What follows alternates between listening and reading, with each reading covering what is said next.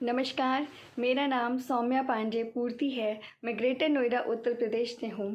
सर्वप्रथम मैं धन्यवाद देना चाहूँगी आदरणीय रमा शर्मा जी का, जो कि जापान टोक्यो में हिंदी की पत्रिका हिंदी की गूंज के द्वारा रचनाकारों को एक मंच प्रदान कर रही हैं, जिससे कि हिंदी के रचनाकार अपनी रचनाएं किसी भी विधा में अपने पाठकों के समक्ष पहुंचा सकें और देश विदेश में हिंदी का प्रचार प्रसार हो।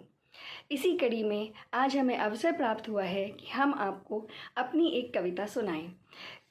आज हम आपके समक्ष प्रस्तुत कर रहे हैं मेरी कविता, जिसका शीर्षक है आशाएं, और यह कविता भावनाओं के परिंदे नामक पत्रिका में प्रकाशित हो चुकी है, जो कि एक काव्य संग्रह है। आशाएं। आशाएं एहसास हैं जीवन में आगे बढ़ने का। आशाएं एहसास हैं जीवन में आगे बढ़ने का, टूटती हुई उम्मीदों को फिर से जोड़ने का। टूटती हुई उम्मीदों को फिर से जोड़ने का, संजोने को फिर से कई स्वप्न, भरने को जीवन में कई रंग। संजोने को फिर से कई स्वप्न, भरने को जीवन में कई रंग, जगाने को मन में नई उमंग। क्यों न दें अरमानों में नए रंग, क्यों न दें अरमानों में नए रंग, क्योंकि आशाएं बनकर जल तरंग उभर रही हैं मन के किसी कोने में, मन के किसी कोने में।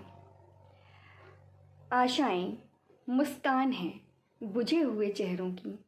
आशाएं मुस्कान हैं बुझे हुए चेहरों की, डूबती हुई उम्मीदों मचलते हुए अरमानों की। अनगिनत तरंगों सी इच्छाएं, अनगिनत तरंगों सी इच्छाएं, भीतर कहीं तड़पती भावनाएं।